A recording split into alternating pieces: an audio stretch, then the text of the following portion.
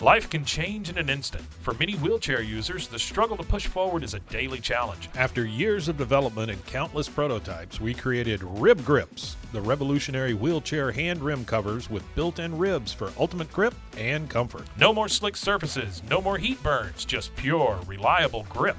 Rib Grips, empowering you to push forward with ease. Rib Grips, get a grip on your freedom. Discover the difference. Visit ribgrips.com and use promo code GRIP today. You just found the perfect product that helps with staying cool during hot summer runs. No more gross warm water. Stay cool with this product from Gear Handle. This hydration tube cover helps keep your water cool and easily accessible. Stay hydrated during those long summer runs or even delay from freezing in the winter. Plus, they're compatible with various brands of water bladders and come in various colors. Visit gearhandle.com and use promo code H2O today. This is a Rogue Media Network podcast.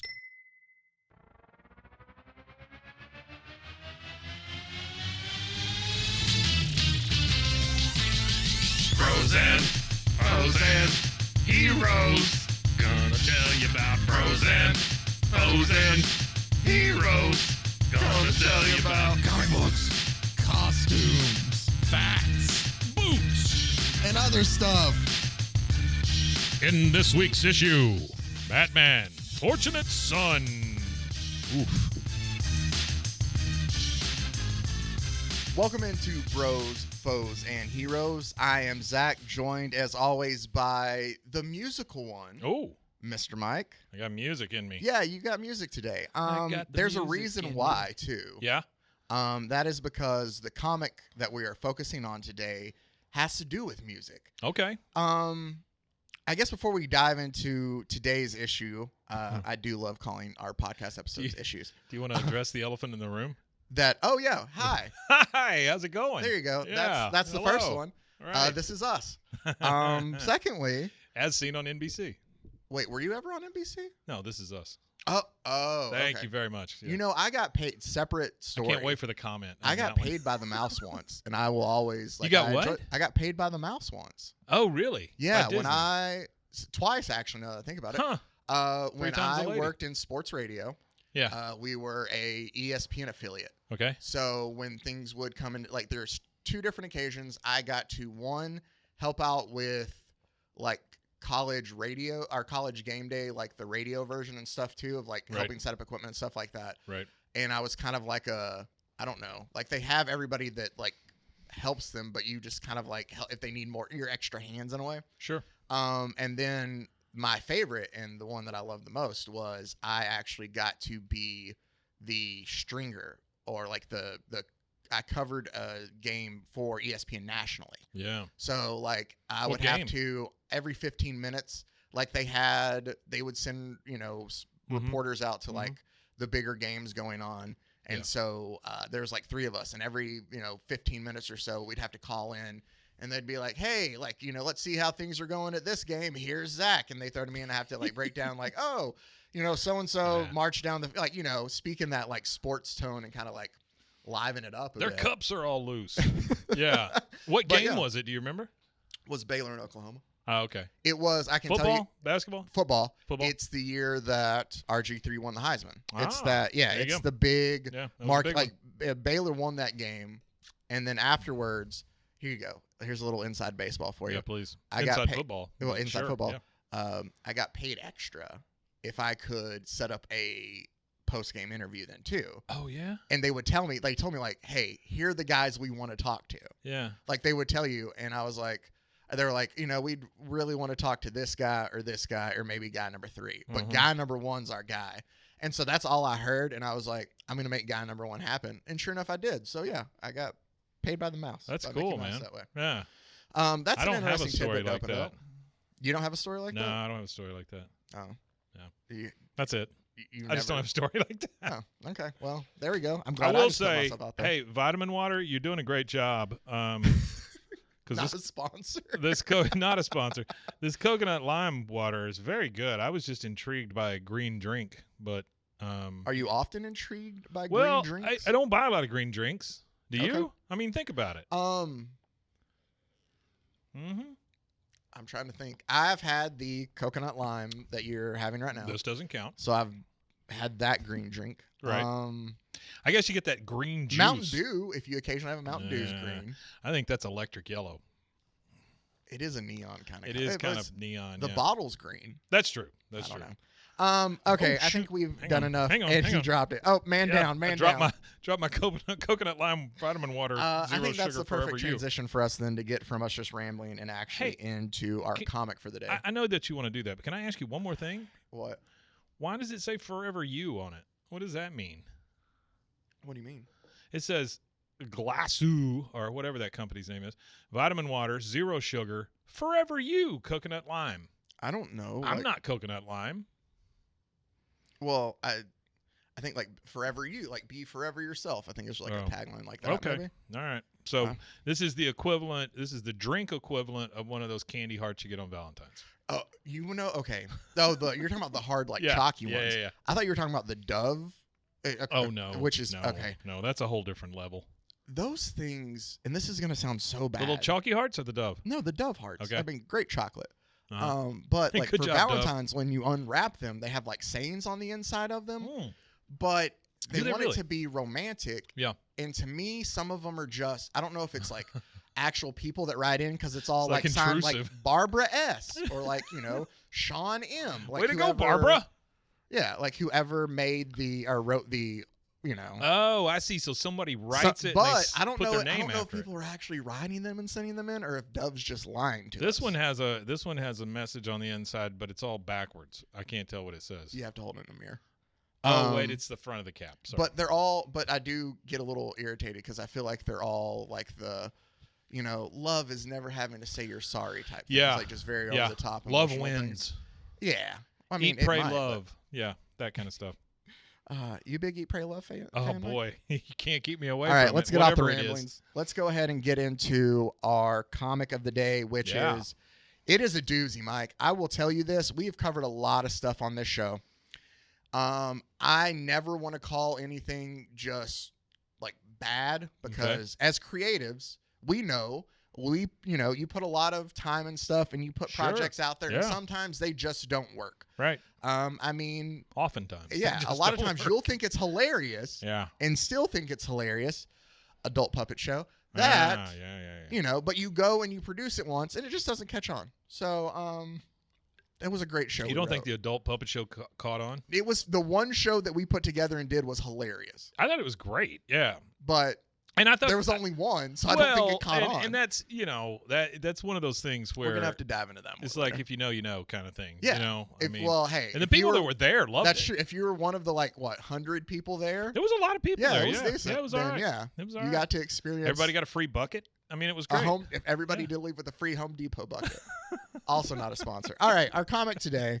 You'll probably see my eyes dart all over the place. I have my copy here on my Kindle. He's got his, but there's I have a big TV. Yeah, that I I'm have looking my at. computer blown up through the TV so Mike can see Yeah. as we go along, and also to help you guys out too. If there's something very of note, because there will be things, Sure. I'll have it pop up during the screen too, Sure. so you can enjoy it with us. But our comic today is by Gerard Jones and Gene Ha did the art. Okay. I think It's Gene there Ha. might have been somebody else help with covers. Where's that at? Oh, I'm sorry. Gloria Vasquez was the colorist. Has Gene Ha And Digital done Chameleon, I don't think that's a name. I think it's a company. Yeah. Was the separator for this. What the hell does that mean? I don't know. Letterer is Willie Schubert, and it says Batman created by Bob Kane, but no, it's Batman created by Bob Kane and Bill Finger. Yeah. I remember that. Yeah, they've at least changed that now to give Bill Finger the credit he deserves. It's very Finger. much Bill Finger is very much I feel in the lines a lot with Joe Kirby. I got Joe Simon and Jack Kirby together, but in the Jack Kirby way of things. So it sounds like well, did you ever watch that documentary of Batman and Bill on Hulu? It was actually really good. It sounds like if you say Bill Finger, it sounds like a German surname or something. It does, but we Frau did, Billfinger. We did Whatever Happened to the Cape Crusader, and remember, like when Catwoman pulls in, they have the typewriter ad that they named after him and stuff in there too. Oh yeah. Well, apparently that was a decent story. Apparently, in the new Deadpool, there's a bunch of I've pointed callbacks to artists. And there are. I think I've pointed out to Liefeld Mike or to some friends of mine who will listen. Huh? Liefeld? Yeah, they have poked fun at Rob Liefeld, who was the creator of Deadpool in every single movie. Yeah. The one in the most recent one that I love, that I've pointed out to people because I think it's hilarious. I'm sure a lot of people know, but when they're walking down like through the streets and there's like buildings that have blown up behind them, one of the signs of the store that blows up behind them says Liefeld's Just Feet, and it's like a shoe store. Yeah. And the joke there is that Rob Liefeld has never been good at drawing feet. If you go back and watch like Rob Liefeld or read Rob Liefeld comics in some, or you see that that's what he's always been critiqued about, but he'll hide them behind, like, so he doesn't have to draw, like he'll hide them behind, or like maybe the scene doesn't go all the way down and stuff like that. Yeah. So it's been a bit for a while. Well, that's not to say he's not talented. It's just, hands are tough. Hands are hard. Feet are tough, I guess. I don't think feet are that for tough, some people, but okay. I can't draw at all, so it's all tough for me. Yeah. So, well, like I've said before, teaching art for a while, kids never wanted to draw hands. Yeah. I don't know that I've ever had anybody go, no, I can't draw feet. How about faces? Were eyes and stuff kind of difficult for people? Maybe separation of eyes. Maybe they put them a little too far or too close. Too close, yeah. But if you teach them, and welcome to our art podcast, if you teach them to put that cross on the face and try to section it out the way it should be, then the eyes kind of reveal themselves as to where they go. See, you learn something new every day. Yeah. You should teach me how to draw. Okay. I mean, I know we don't have enough going on as it is. Yeah. So, that's what I need. I need like hours to set aside. All right, let's go ahead and get into our comic today. I kind of gave it's Gerard Jones and Gene Haas, Fortunate Son. Yeah. Batman Fortunate Son. I've heard of it before, just have no idea what it's about. Okay. Well, Mike, this, like I started earlier when I talked about us being creatives and us having bad ideas. Yeah. I'm sure that, let's just get into the comic. Sure, I'm not going to sit here. We'll dive into it. So we have the art for this. So they're on top of a movie theater? That is them on top of a movie theater. And it's like a marquee. If you want to see, it's the cover of it. It just says Fortunate Son. It's like a marquee of a movie theater. That's weird how the letters look like they don't look like letters you would put on a marquee. No, they don't. They're very red. It's like the font was added on, like they didn't have the letters for the marquee. And they're like, oh, we'll just add it digitally afterwards. I can replicate those letters in Photoshop in about 5 seconds. That's a bevel. I could have presented this one way. I first heard about this book. Mm-hmm. It's been years ago. There's a YouTuber, Linkara, who does like a lot of comic book reviews and stuff. Yeah. And I remember watching his thinking like, wow, that is awful. And saving it on my list of something for us to read and get to today. Right, and that is what we're getting to here now. We open up, when you see my eyes kind of dart to the side, I'm looking up at the TV to see what I'm showing Mike as well. Yeah, so Gene Hall, I've seen a lot of stuff where like he has really good art, but Batman, I don't know if it's like going for super realistic here, but like it just looks kind of Robin's facial expressions. You'll see once we get into it. Robin is wearing Aquaman's underwear, by the way. A little bit. It's very red and yellow. So what we have here is Fortunate Son. Again, the name of the there's a book. Poem. But then there's a cloud of smoke that turns into, it's like a record review for this character named Isaac Crow. Isaac Crow is going to be the main, I guess, antagonist in a way for us. We'll see. He's not a bad guy. He's just our other main character in this story. He smokes in big puffs and plays the guitar acoustically in a spotlight. Yeah. That is completely different looking art than what we just saw. Yeah, I'm going to scroll through a little bit of this for Mike before I dive into it. Boy. But we're opened up with like a bunch of different people playing, and we're finding out that they're trying out like, it seems like different musicians for the band kind of in a way while they're doing this. But they're all the little speech bubbles that are around him are more like, hey, look, I know that, you've got a million bassists lined up to play with you, but let me play with you. You're going to save rock and roll.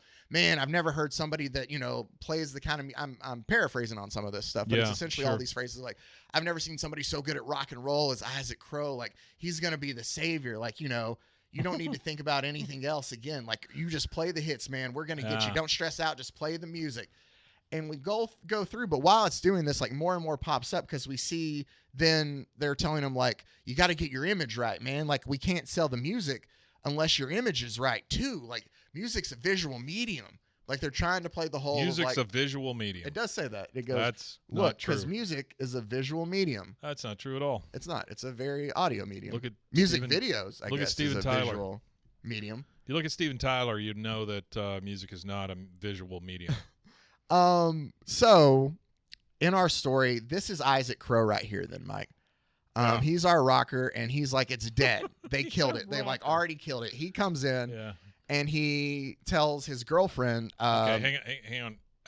Can we just acknowledge the fact that his name is spelled Izaak? Okay, yeah. So he's really cool because here's the thing too, Mike, about this. If I were to tell you, hey, I have, and I'm going to give you a little bit of a spoiler alert here, but hey, I have a comic for us to read where Batman's main villain is rock and roll. Oh yeah. You would think to me that we were about to cover some Silver Age shenanigans. Well, yeah, absolutely. You would think late 60s, early 70s, this that is kind of thing. 1999, Mike. Yeah, this is perfect. Great. So, well, they only waited 20 years. Yeah.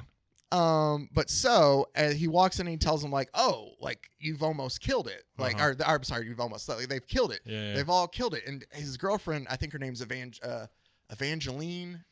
It'll come back up again. It's something like that. Spelled with 3 numbers. No, it's spelled normally. Oh, okay. But she's trying to calm him down. She's like, "Oh, are you on that stuff again? Like, I'm sure that you got to be careful, Isaac. What are you on drugs? Like, please don't hurt yourself." Like, she's worried about him and stuff.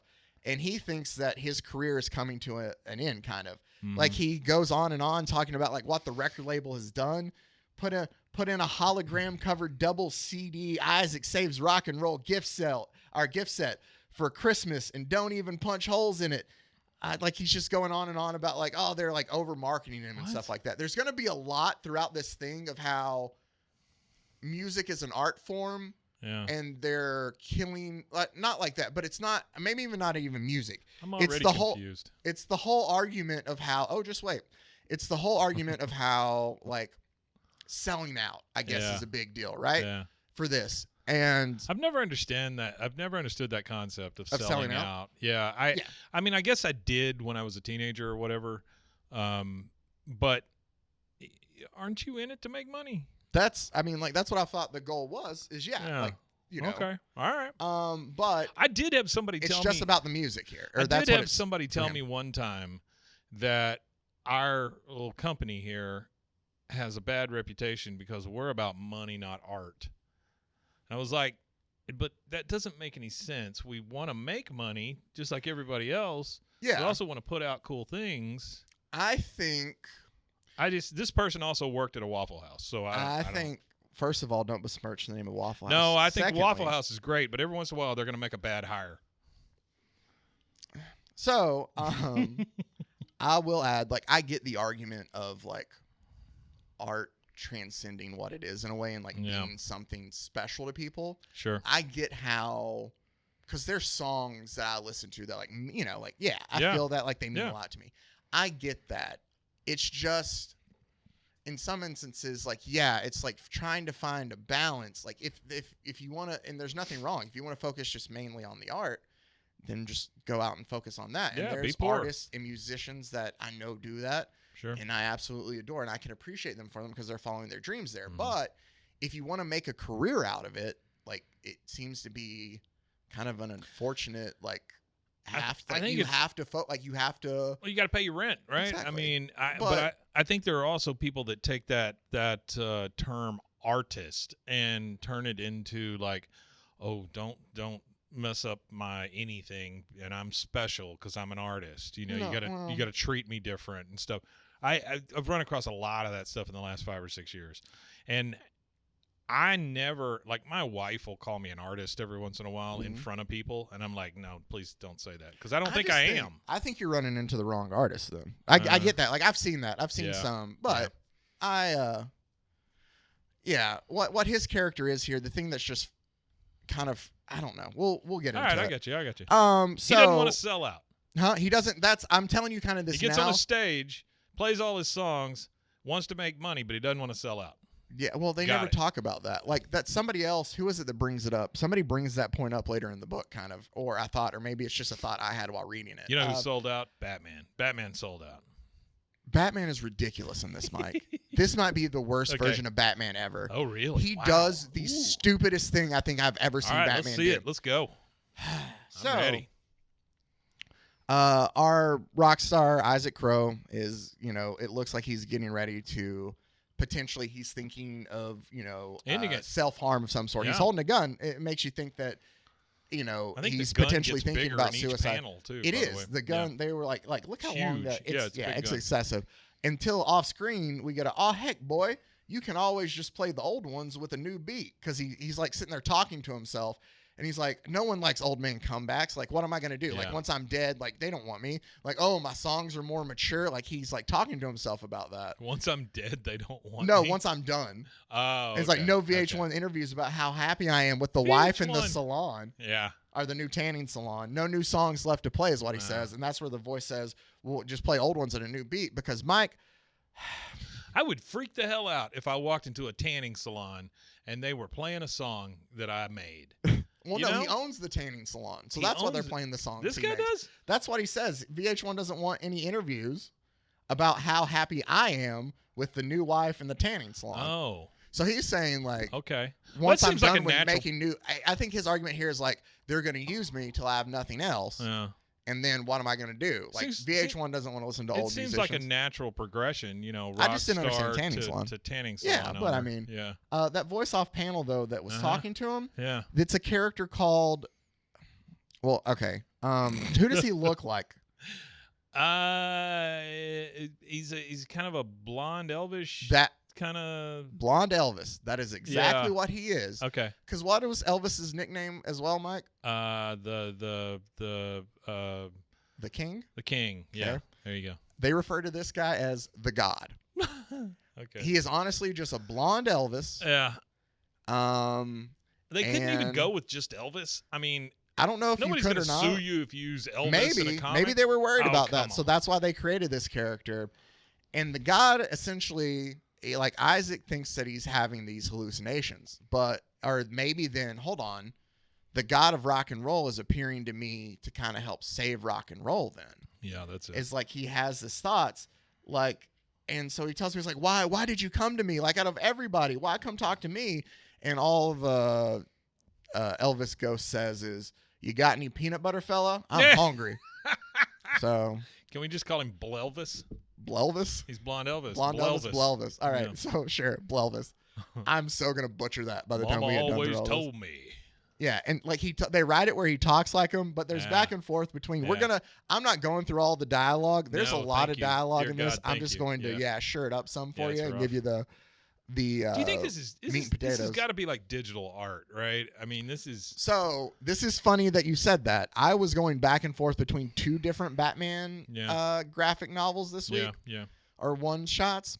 The other one being Batman Digital Justice, which came out in 1990, which was the first ever computer generated, like, fully comic book for that. Oh, really? Yeah, and that does obviously look very pixelated and digital. This doesn't look pixelated. It looks fake. This is an artist. I mean, I don't know if he drew it digitally somewhat, but it's 99. I'd have to think not much of it's digital. I don't think the lines are digital. Well, I don't know. It just looks weird. So Isaac with a Z and two A's talks to Blelvis.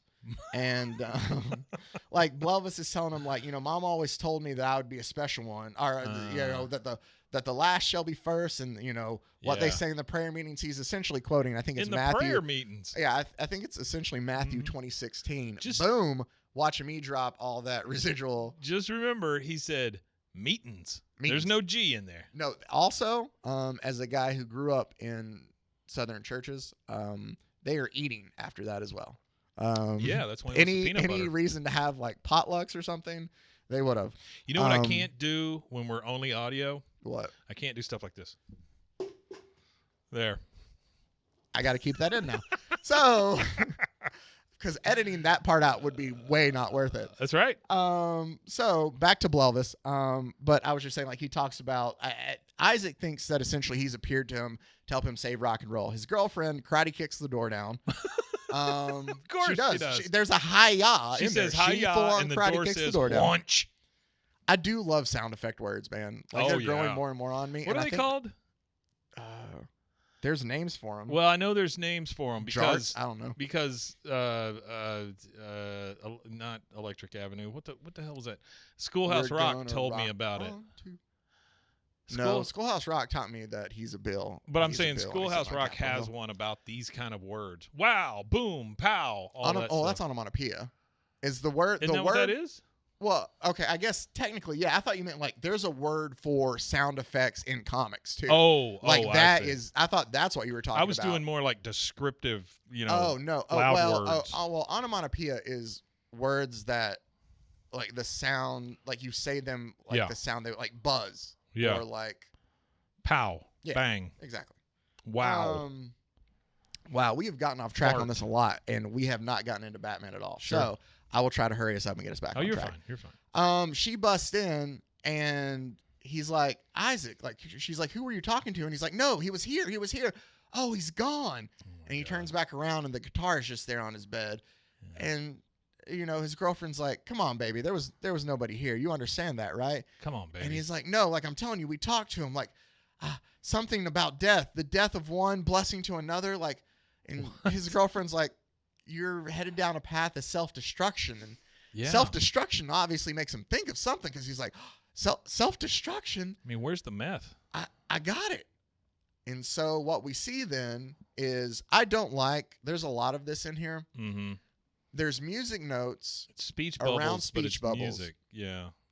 And it's lyrics for a song. Mm-mm. But the lyrics are for an original song. Mm-hmm. So you don't know what you have no idea what the music that is. In or anything. Like, I just read the words that are there, and I'm like, oh. All right, here we go. This one says, I'm just a-waiting in the drive-through. See, that's Can't a different cadence than I had already. When I want to.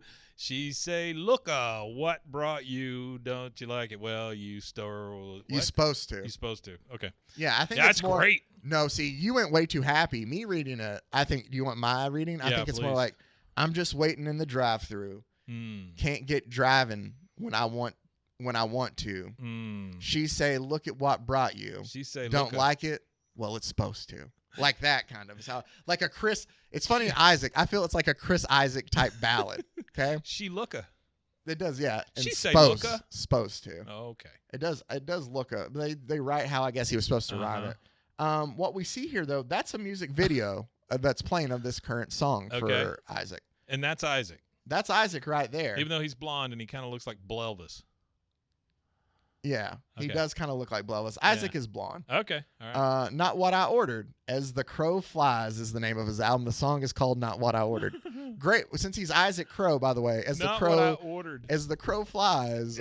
Decent album name. Yeah. Here's the thing. So everybody is watching this new video premiere, and all of a sudden Isaac shows up at the place, gun in hand, and he's like, everybody out but him. And he pulls the pin and he throws a grenade into like this television station that's playing the music videos. Yeah. Boom, like explodes the tower that they're in, right? Knocks them off the air. Can I say this? Yeah. That hand grenades are not precision weapons. If you're looking to just kill one guy. No. Him he was trying to kill, he was talking to himself. Oh. It was his music video was playing there in the background. Still. No, you're right. It's not. Well, that's why they say close. Yeah. Is only a thing in horseshoes and hand grenades. That's it. You got it. We finally and dinosaurs apparently. Because there's a dinosaur. Well, in the Batcave. Have we not talked about the? It's all the things in the Batcave. Okay. Yeah. I didn't realize that was the Batcave. All of Batman's trophies are in the Batcave. Yeah. So it's like a serial killer. We see Robin do a little flip, come and land on his feet, and he's listening to music there in the Batcave while he's working on something. He's listening to Isaac? I think so. Ah. He does. He is a big Isaac Crow fan. Well, he did say Robin rock and roll. He did. All of a sudden, we see a click because Batman has turned the radio off. Yeah. And it interrupts Robin's training as he misses his like next tightrope and he like falls down. Mm-hmm. And he's like, and then there's a chung as he hits. Chung. And Batman just tells him, never in the Batcave. Like, you can't listen to music in the Batcave. Chung was great on Big Brother. I think her name is Chung, isn't it? And the woman who hosts it? She's like married to. She's married to Maury Povich. Moonves? It's No, I think she's married to Moonves, the guy who used to run CBS. Really, I thought she was married to Maury. Yeah, I think. No, you're right. Les Moonves. It's Connie Chung. Connie Chung. There you go. Right? He just Does landed she on host her. Big Brother? He just landed on her. He made a Chung. So the face though that Robin made. Yeah. He looks like it hurt. It does, but there's a lot of like faces like that are made throughout this. And Batman tells him, never in the back. Never get the giant penny there too, because I want to show off all the. I do like the Batman voice of yours. That's good stuff. Thank you. Yeah. Well, I like to read things in voices. Pulls That's how me right in. It does. Yeah. And Robin tells him, but like music helps me focus, and he's like, there is no soundtrack on the rooftops of Gotham. I didn't go as deep on that. Very true. I got to keep my voice for the whole episode. It's like he's dad. He is. He's very bad. Turn your music off. And he's like, you just don't get like Isaac Crow. Robin's essentially like, you just don't get the music of today. You don't understand. That's right. It's rock and roll. And like Robin's just essentially trying to explain. Yeah. So what? That he suddenly just kind of dropped off the map. The newspapers got a letter signed by a crow symbol calling for rockers to blow up the lies. A Psycho fan could have done that. Like, that isn't Isaac Crow. Yeah. Like, Robin essentially telling him, like, man, that grenade at the beginning, that could have been anybody. You just hate Isaac Crow because it's what I like, and you think he's a criminal when he's not. Is Robin's argument, essentially. Is Robin wrong a lot? In general or just in this comic? In general, yeah. I think that there's a lot of times, especially in the 60s, I felt bad for Robin because they would make him an idiot. Or when I go back and read some of these, he was like, oh, what are we ever going to do, Batman? Well, and there's a moment in here like this where I was like, come on. And you'll know when we get there. He's certainly an idiot on the TV show. I mean, he was. Burt Ward, yeah. Well, holy folding lawn chairs, Batman. Patent leather shoes, Batman. So he tells him that, there are superheroes who listen to rock and roll. That's right. Because he's like trying to tell him, like, why are you so up on this? And he's like, heck, Speedy's in a band. Do you know who Speedy is, Mike? I don't know who Speedy is. But I will say Aquaman loves whale sounds. So he listens to a lot of that. He and his pet octopus. Oh, you don't know? We haven't got to those yet. We have some more Silver Age stories that I've read that I got to. One of them is about Aquaman, and it's ridiculous, but he does have a pet octopus. I thought you were referencing The Deep. From The Boys, who no, also Aquaman has a pet octopus. Yeah, no, he does. Not for the same reason, but he has one. Well, yeah. I don't know. I haven't read more about this octopus. That is my favorite bit from Peacemaker. Yeah, it's a great one. I went back and watched it the other day, even though Ezra Miller's in it. But the fact that Jason Momoa's in it too. At the time, you didn't know. Yeah. But he plays along with it. The fact that obviously Jason Momoa would when he's on, the things that he'll do on SNL. The guy is great at being able to, he's going to be Lobo, right? I'm perfectly fine with that. Mm-hmm. I don't know. I just don't know how you explain it within the same universe.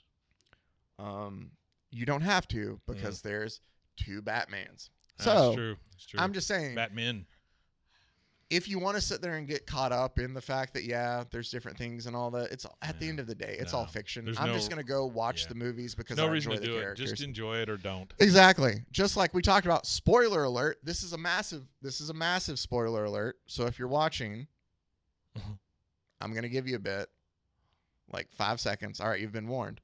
I say that because just know that what you think things are going to be, it might not be at all. True. We could potentially have, was it Chipped from the Green Lantern Corps in the Superman? Yeah, movie. Man, the squirrel. A squirrel Green Lantern. So I am absolutely all there for that. I know, but I'm just saying because of James Gunn's track record. That's true. So we don't know what we're gonna get still. Rocket Raccoon was not something that everybody went, oh yeah, let's put that on film. Yeah. Because nobody thought that was gonna work.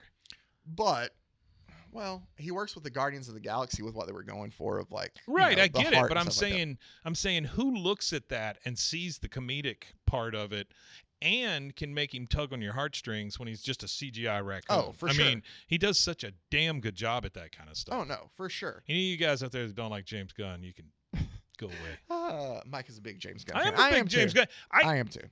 I'm a big fan until he does something bad. That's true. It's and let's be honest. Not saying that it's going to be anything, but it's not like everybody doesn't. Like if we sat there and we honestly looked at it, we could find a bad James Gunn movie. Oh, I'm sure. Yeah, I'm sure. And y'all, but it's just y'all don't have to point it out to us. We're good. But I'm just saying it's the same thing with Guy Ritchie. Like I tend to like most Guy Ritchie. Guy Ritchie does good stuff. Yeah, not necessarily. I don't know. The Gentleman on Netflix was very good. Yeah, little series. Lock, Stock, Two Smoke, Snatch is still one of my all-time favorites. Great stuff. If you like British gangsters, there's nobody better. So back to Batman. I was telling you who Speedy was. Speedy is Green Arrow's sidekick, also known as Red Arrow. Eventually, Roy Harper. There's a very infamous Green Arrow and Green Lantern cover that is the two of them walking in on Speedy tied up shooting heroin. No. Because it was in the 70s. Why wouldn't he when shoot both Speed? It's because they went against the comics code to have like anti-drug stories at the time. So you weren't supposed to. Yeah, here's some comic book, I guess, history in a way. Stan Lee and them did it with Marvel with Spider-Man when it came. I think they did. It might have been pills of some sort, but they purposely printed it without the comics code because I think some group came to Stan Lee and was like, "Hey, why don't you have a mess like a lot of kids look up to Spider like do that." Yeah. And so they decided to go ahead and do that, and they're like, "Forget it. We just won't print this one with the comics code on there. Yeah. If they don't publish it or sell it, that's fine. Like we've done a greater good here." And while you're at it, send the X-Men to the State Fair. Yeah. No, that was in the 80s. But make sure to include 2-word searches. But DC also then followed too. Now they couldn't. They're like, we'll do that then as well. They were tackling kind of deeper stories in Green Arrow and Green Lantern, so they thought, let's make it a character that means something then too, dealing with it. And so that was theirs. So Speedy at one point in time was a heroin addict. Oh, I don't know if that's what they're referencing there, but that's when Batman's like, there's a fine role model. Like he's kind of an ass already. Well, Batman had that big campaign for Plan B. I mean, he came out and said, did he need to get rid of a kid? Plan B. Does the B stand for Batman? Is he showing up? I don't know. I just made it. That's jokes I don't want to get down stupid. to. So, very stupid. But Robin tells like, come on, Batman. Wasn't there ever a rocker who, meant anything to you? Here's the thing. Yeah. I absolutely hate those kind of terms. Rocker. Yeah. Let's rock out. Mike, we're only on page 10. That's what I'm saying. I can't stand those kind of phrases. Like, it seems like you're 1,000 years old when you say, wasn't there ever a rocker that spoke to you? Exactly. Okay, old man. So move out of the way. Batman gets lost in thought as he thinks about some guy in a leather-studded jacket with a bloody knife in hand, and he kind of hangs his head. And they get confused, and all of a sudden they go to head out. And Batman helps him up, and he's like, all right, let's go. And we'll see what sort of man your Isaac Crow really is. Because Batman's obviously very anti-music. Is that the Batmobile? Yeah, the Batmobile looks different here. The Batwing shows up too, and it is very kind of futuristic. Yeah, that looks like a spaceship or something. Batman's ears look a little too long to me. Yeah, they're very long. Yeah. I don't know if they were going for something more realistic, but as you get older, things happen. Your ears get long? Yeah. Okay. Other things too, but yeah, sure. Fair enough. Your ears do get longer. Because think about old men. How long and hairy their ears are. Like your lobes start to droop, I think. Now I'm like self-conscious, Mike. I'm happy to I'm very happy self-conscious to be now, thank you. Yeah. They go to see Roy Lazarus. Who is the manager for Isaac Crow. Does this have any sort of religious bent to it? No. Because the Lazarus with the crown and the cross in it. Yeah. I'm just okay. There's a little illusion, I guess, isn't that, or foreshadowing there? I guess. Okay. Maybe. I mean, it's pretty on the freaking nose. Yeah. Yeah. Okay. But they show up, and like Batman's kind of essentially telling them like, we're here to clear. Or Robin tells them we're here to clear the name of Isaac Crow, and Batman's just like, we're here to find out what happened. Yeah. Like Robin's like, oh no, we're here to save him, and Batman's like, no, I don't know about that. But the Roy Lazarus, his manager, tells him, I wish there was something I could tell you guys that I haven't already told the police. Like, you know everything. And Robin's like, and those lies that you're selling them, what is it? Just to boost our music sales more? And about that time, he kind of goes on a little bit of a ramble, and he's like, oh, like, where are they? They're at his office. Okay, why does it look like he's standing in front of a plantation all of a sudden? He's imagining it. Okay. It's more foreshadowing. Okay. All right. Go for it. There's a lot of crosses. Here's the thing. I read through this once, and I didn't go back to reread it, so I'm noticing, I know where that place is. Yeah. I didn't realize, I didn't notice it there the first time then, obviously. Okay. All right. Maybe it's a painting behind him? Nah, it's very big. But and then when they show him on the side. That's supposed to be Bob Dylan, though. Yeah, I can tell you that in green. Yeah. But Batman kind of tells him, like, where was your client on the night of the crime? Like, he's trying to figure out, like, what's all going on. And he tells him, oh, I'm sure, yeah, it is Evangeline is his girlfriend's name.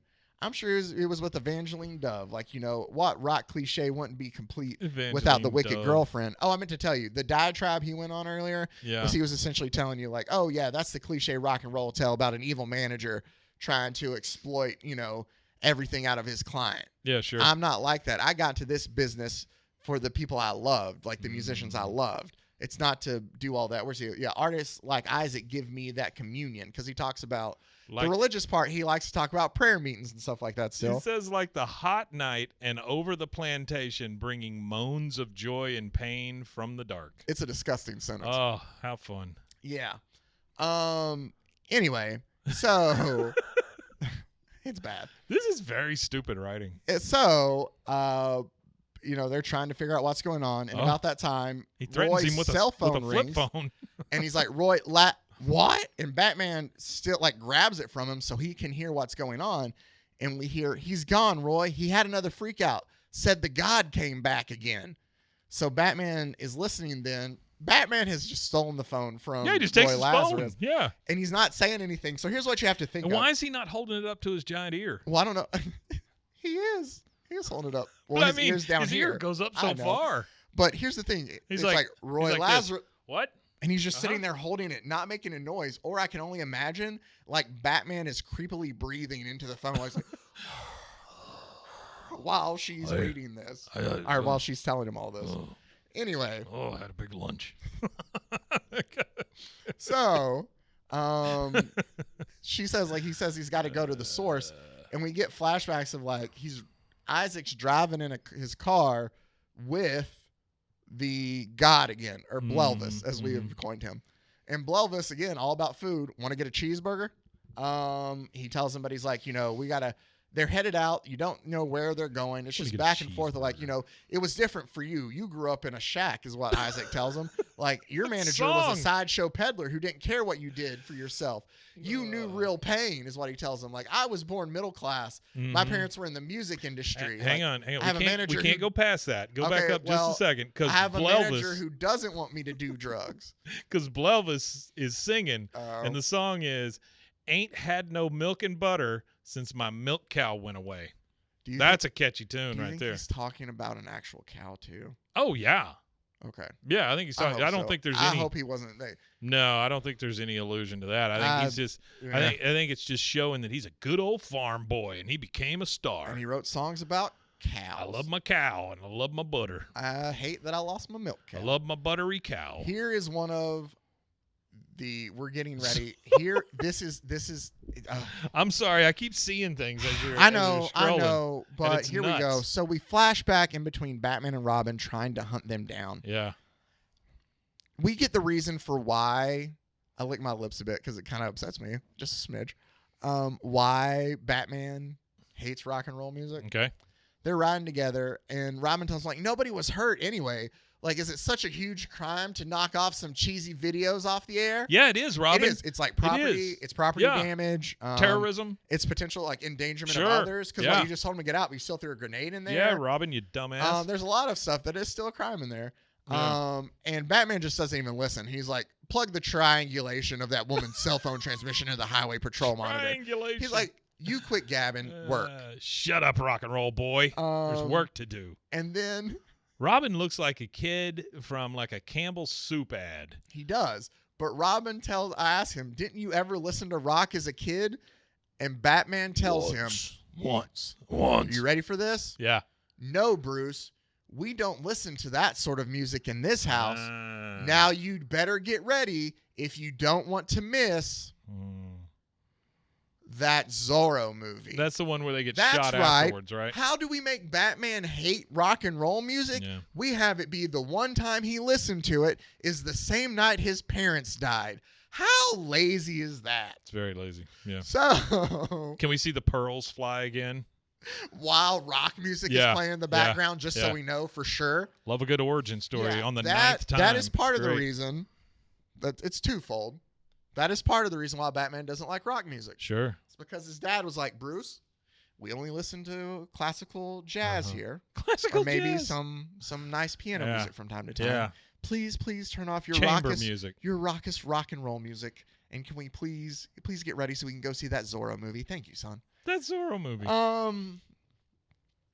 Yeah, that's really dumb. It is really dumb. That is kind of There's stupid. back and forth about all of that. It's leading to our next best quote, though, that's in here.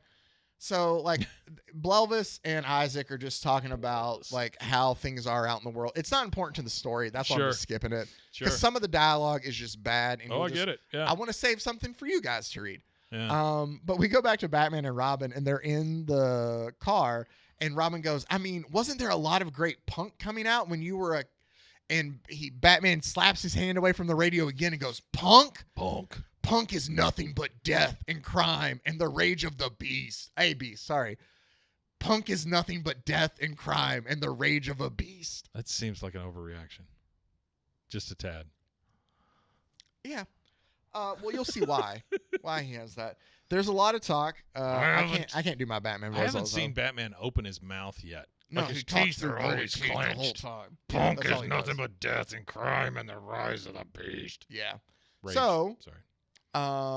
Then Robin goes, "Where'd you get that movie from? About the guy who killed his girlfriend and OD'd?" And Batman goes, "Crime is crime, especially a crime that could have been, should have been prevented." We get back to that. The spiky hair guy. That he was seeing in his dreams or with whatever. the girl there. So there is more there. I will tell you that does come back to early Bruce Wayne years. Okay. So Isaac shows up then with all these kids here. I can't remember what town. Where'd he go though? Huh? Where did he go? He's just in some town. It's not. So he just started driving. He just started driving to get away from everybody. He blew up MTV and then he started driving. And he drove, and there's kids there, and they're all like, "Wow, it's him! It's really cool! Like, man, it's really insanely cool what you did. We hate videos too, man. That ain't music." Well, I mean, there's music that's played in them. I mean, sure, that itself's not, but like, we want to get your new album, but Music Buster won't carry it because you're a criminal. Music Buster. Apparently, since he's blown up there, Music Buster's, aka Sam Goody. Well, I'm assuming it was music version of Blockbuster. Yeah, Music Buster. Music Buster. Which just rolls off the tongue. They refuse to carry his album now because of it. And he's like, "Well, where are they? Where is this Music Busters?" Like Isaac Crow's like, "Tell them that there'll be no peace in the valley until they do." Like he's like, no rounding peace in the people up. valley. Yeah, and then they point. They're where everywhere else, man, and where the guards are, up there at the mall. And so, Sherman's Mall, in case you're curious. I don't know who Sherman is, but it's his mall. He owns a bunch of malls. We get like a lot of talking between other people in there, talking about how, can you believe what this Isaac Crow did? Man, I wish I could do something like that. There's tons of things I'd love to blow up and not have to worry about consequences. Again, paraphrasing a lot of this, but that's essentially what some of this is. You're good. It's all back and forth about, is he good? Is he not? Like, that kind of stuff. One of the security guards is just like, they're all just looking for an excuse to blow up. That's all. They don't have any belief in anyone anymore. He's talking about the youth of today. Right.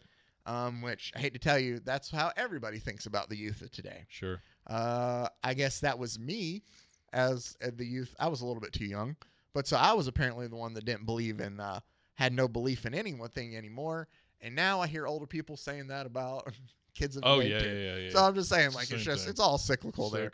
So it's the same argument. We are introduced to none of that's relevant. Really, really bad security guard. Well, he shows up back with his other security guard there at the mall after his break. Yeah, this is the mall. These are security guards at the mall. Go back up. Is that Music Busters? I don't know. It just says person with pacemaker. This inventory controls. It's just, I think it's just showing different shops. I think it's like the entry to Music Busters. You see it's got like the music posters over there to the left and stuff. Yeah, I see the Zach Crow. There's a poster there. So yeah. The shoplifters will be prosecuted, by the way. That's true. The two security guards are arguing back and forth. One of them's complaining about his back and how he is not able to get any time off for it because he hurt it in the National Guard. And the other guy's like, "Yeah, we've already talked about your back." And he's like, I missed 2 days because I can't move, and they threaten me. So my wife's all over me and the guy's like, Jimmy, we already talked about your back. But this is the same guy who was talking before about how he was late. I'm like, oh, you know. Isaac Crow shows up, and he busts in, and he's like, you're going to order my new album, and you're going to give it to these kids for free. Like, that's some hell of demands just to come in and start making all of a sudden. But how you going to make more albums, Isaac, if they just give it away for free? The cops kind of stopped them like, no, there won't be any of that. And you're telling this to security guards. Mm-hmm. They have zero involvement in the ordering process of music. Exactly. How are they going to... Very stupid. Yeah. So they're pushing him to him like, you can't be in here. Like, you know, you guys calm down, all of this. And all of a sudden, Isaac's shot in the mall through the shoulder, but he's shot. And then we just see one of the security guards holding the gun. And you assume that maybe it was like a scared security guard or something from the crowd. Yeah. But they're like, get that gun away from him. And he's like, get back or I'll... Thankfully, Batman comes in and stops anything from breaking down any further.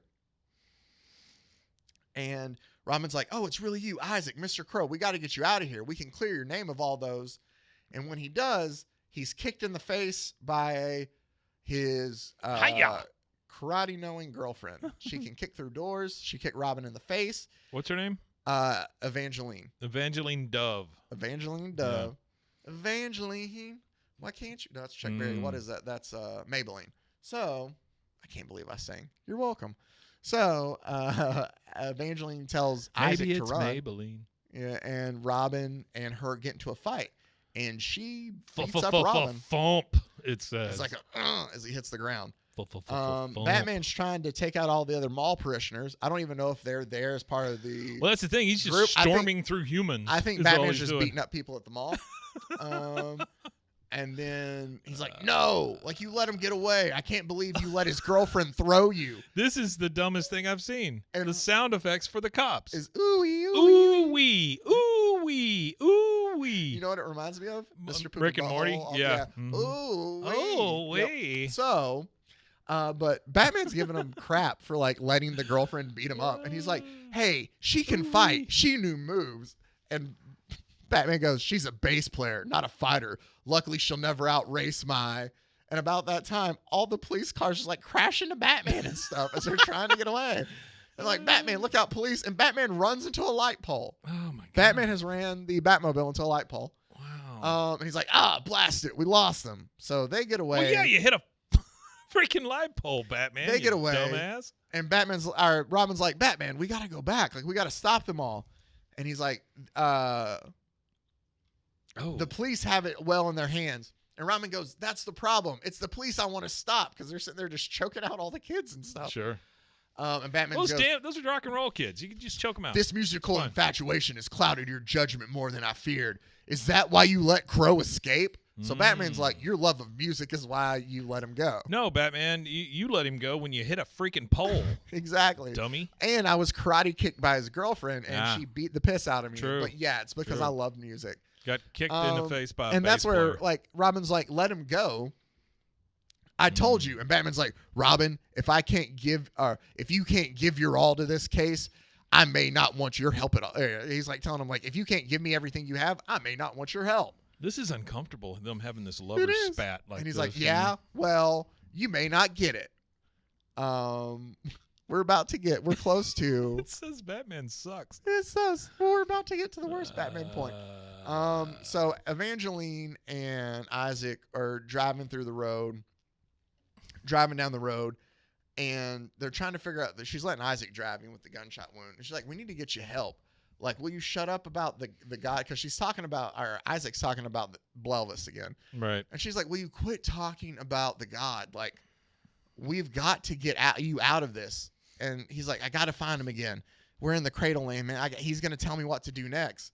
And he finds Starlight Drive-In Theater, the God for you. I don't know. I can't read all of it. And he's like, there. It's him. You were trying to read the movies that are playing. I'm sorry. The movies. Yeah. They have a marquee list of movies. Yeah. It is a drive-in movie theater. And they pull up, and Isaac just asks the woman working the counter, you still show his movies? And she replies, this is still his country. And Evangeline's like, you can't stop here, honey. Like, I can't let you. Like, we got to keep going. And I was just like, but yeah, it's what he wants me to see. Like, that's why I'm here. And she's like, whatever. I'm going to go use the bathroom. And when I get back, we're going to leave this place. What do you think they're watching there? It's a movie. One guy has a knife and the other guy has a I think guitar. I think it's Jailhouse Rock. It's supposed to be like a. Oh, that's what the red and they're striped. Yeah. Okay. So, and she tells him, and don't ingest anything while I'm gone either. Don't ingest anything. Thinking that he might do some more drugs. No. So as she pulls up. I took the suppositories with me. She pulls up, she dials up her phone, and she goes, it's me. Yeah, it's going just like we thought. He's all ready for the next big show. Oh, no. We don't know what that is. She's a plant. We go back, and he did not listen because he's opening pills and he's down in booze. And he hears there's a line in the movie about Big House, and he goes, Big House? And then we get the movie. That's why I think, look, it's that's Elvis. Jailhouse. That's all there is to it's it. Like, and that's the people who will love my music. I can't do an Elvis, so I don't know what the Big House is. The big idea. And he's like, I hear you. I hear you. He's yelling out at the screen. We get a random cut in of like some guy who just has to work multiple jobs and he's kind of tired and at the end of his rope. He's talking to his buddy. His buddy's telling him like, hey, I'm going to go follow Isaac Crow, man. And the guy's like, I can't do that. I got a wife and a kid. And he's just an angry man, kind of at wit's end. And it just shows him like it's trying to set up like the people that are following him. Of like, oh, nothing's going right in this guy's world. He trips over like the toy phone, and he's sitting there watching all the stuff on the news. Then later after, and it's just getting bad and worse. So he just pulls out a gun and shoots the TV. Oh, nice. Yeah. Well, that's a very Elvis thing too. And he goes, "Let's rock."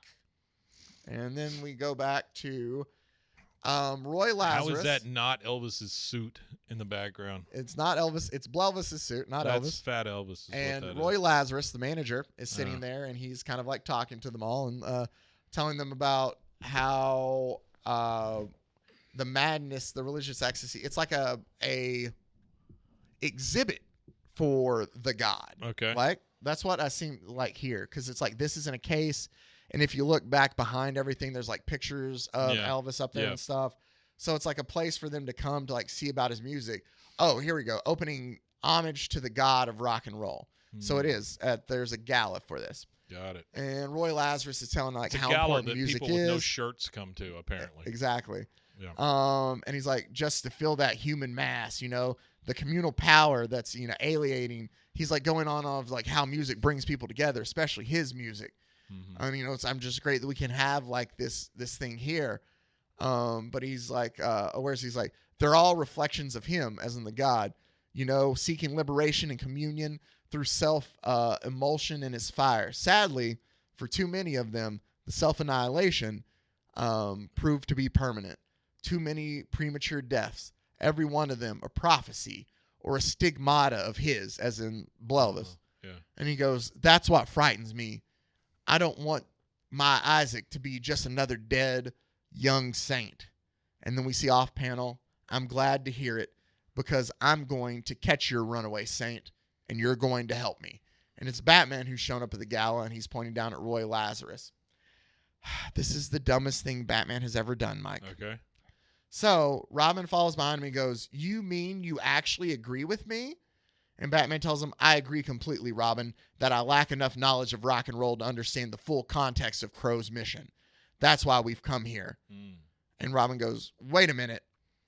You're not going to get rock just by holding up with some CDs and microfilm for a couple of. And Batman just goes, stay. And he walks into this room that just says archive, and Robin stays outside. Sure. That's right, Mike. We get pages of, this is all people following to try to figure out where Isaac Crow's at. We are shown that people are like flocking to him to like, he's become like this, he's gotten this group of people to like support him and like kind of rally around behind him and follow him.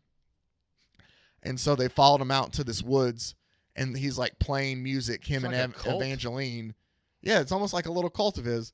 They're playing music together for all the people out there while they're holding up lighters and they're following Isaac Crow because it's real music. Like, this is what we need. Like, he's, you know, telling us all the truths. Like, he's leading a movement. We flash back to see Batman is just like going through microfilm with all different stories about rock musicians or the development of songs or all of that. Nothing like Batman sitting in front of a microfiche machine. That is right, Mike. That's the best. Batman, I don't know how to say this. Batman is a very smart guy, right? Yeah. In this comic, he sits with a microfilm of all these reports, and he teaches himself everything there is to know about rock and roll in a couple of hours. Sure. That is so asinine. Right? I mean, yeah. Hey. Yeah, it's not great. No, but it's like, hey, Robin, it's like the Matrix, right? Go wait in he's the like back. Plugging microfiche into the back of his But here's neck. the thing. I can buy that, though. You're plugging it in. It's a direct download. Batman's just sitting there. That's true. He just sits there and he has his Kindle out, and he's just like, his Kindle. Yeah. I now know everything there is about rock and roll. That's Kindle. essentially what he just did. Yeah. It's silly. Yeah. Except he's at a library or wherever the hell I say he's it's at. silly, knowing damn well that's a comic book. So all of it's silly. Well, I and get we that. love silly.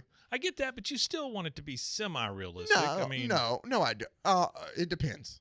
I want a comic book where Batman's like doing his taxes, the laundry. I've told you the bit I have about like superhero CPA, where it's like Batman is meeting with his tax agent, and he's just like, so I see 57 grappling hooks. Yeah. He's like, yeah, charity work. And it's like, I protect the city. The rest of the comic, it doesn't follow Batman. It just follows the CPA. Yeah, that's what it is. Well, it's like the CPA or the tax agent that we had that was trying to get Superman on back taxes. Yeah. Anyway, Batman learns everything there is to know about rock and roll by reading about it. And he reads about it a lot. And he just comes out. And what he does after this then is he makes music puns throughout. There's a point where he says, oh, the thing where it finally clicks, where is that at? Oh, did he have? Yeah, he goes, from a gun. Pigs from a gun. He's just quoting I Am the Walrus by the Beatles and just yelling it out in a room by himself. That is the man that's protecting Gotham. He's just sitting there like, pigs from a gun while he's looking at. Yeah. Anyway. Yeah, Batman needs a hobby. He looks kind of like long-faced here and like short, insane is what short, he looks. Squatty and looks face rough. there. It's I don't like him. Anyway, oh man, you know what? This is going to be the perfect time. No, I'll say that. He comes back out. Okay. And as he busts out, Robin tells him, but there are people, Isaac's fans, I think, heading all over the South. Like there must be a message of a rumor, like something leading to that. And he goes, then we know where they're headed. Like we'll just hunt down where this group's going is what they essentially figure out. And he goes, another of rock's periodic pilgrimages to its cradle, seeking its mythic, lost authenticity. Because Batman's now an expert in music because he read about it. Lost authenticity. Yeah. And he's like, oh, right. A little while in the archives, and now you're an expert on. I love how Robin is calling him out on it, too, though. I don't like Robin's face. Yeah, and he goes, and Reborn, when the Beatles abandoned the gimmickry of skiffle to cover Carl Perkins and Little Richard, when the Beatles later... that's not engineered, is it? Engineered, yeah. That looks weird. Engineered epic rock. The Ramones led a reaction. Engendered. You're right. Engendered epic rock. The Ramones led a reaction, taking their name from an early pseudonym of Paul McCartney. As punk then fell prey to neo-Maoism and the situation, all these big ass words from Batman. Situationalism, that'll work. We're going with it.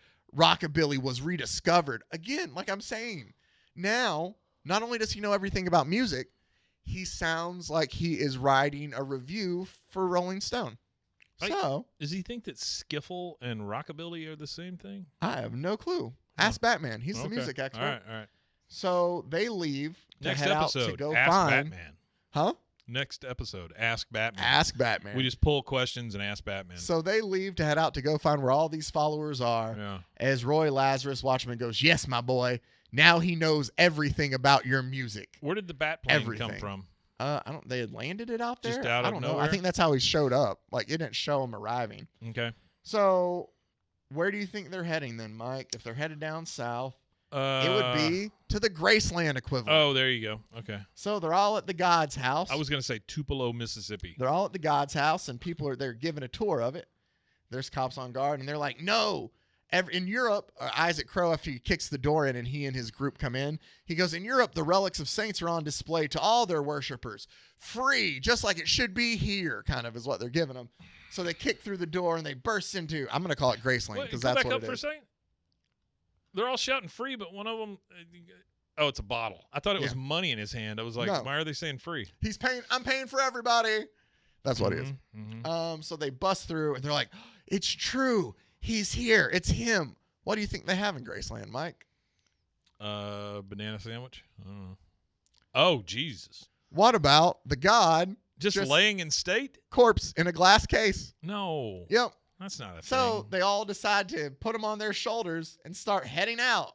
Because there's no free. There's no security at Graceland. There's not. Well, they've already attacked him.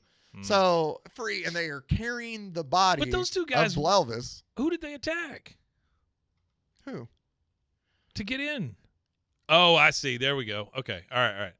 I didn't see the January 6th portion of this. Yeah. That's essentially that's what's going on there. So, while they're trying to exit with the body, somebody else is shot. And they drop and they shatter the casket, and Isaac Crow just lays there with his old decaying body in his arms. Very romantic, I guess. Yeah. I don't know. I don't know when he died. But if we're following Elvis logic, that's what I'm saying. It had to be a long time ago. Right? The way they talk about him. Yeah. He looks like a very old man. So I mean, it could have been recent, I guess, but I don't think so. But yeah, so he's preserved so well that when he falls out, you just hold him in your arms. And he just holds him in his arms there. What do I do now? Show me a sign. You got to put some of that stuff in your nose. So and then we see that across from them is a whole arsenal of cops. Oh no. And they're asking. That's great. Everybody loves a yawn, especially on the first one. I fought that for so long, man. I think I've had about 6 of them while you did this. I've been focusing between our comic and then you. Every time I sit down and get still, I think I fight going to sleep. Oh yeah. At this point, I think you hit an age where if you get still enough, you just pass out. Yeah. Last night we were trying to watch TV, and I think my wife tried to wake me up like 3 times. So I catch. And then you get up and go to bed finally? I catch like 10 minutes, 6 minutes, 2 minutes, that kind of thing. And then I try to put it together in my head when I see the ending. Yeah. And it never works. No, I got you. I have to get a recap every time. And then a battle starts to break out between the cops and the kids. Yeah, see, they're in Memphis. It says Memphis on the side of Memphis. it. So it is Graceland. It's got to be Graceland. They're in Memphis. Batman and Robin show up, and they try to halt that. And as he comes down, like he's landing, Isaac is telling Batman, like, I didn't do it. I didn't shoot anybody. Like, I haven't, hurt anyone. Mm-hmm. So, as they land, Evangeline now, she's kicking Batman in the face instead. That's all she does is kick people. But as he lands, like I was telling you, music puns, twist and shout, Mr. Crow. Oh, gross.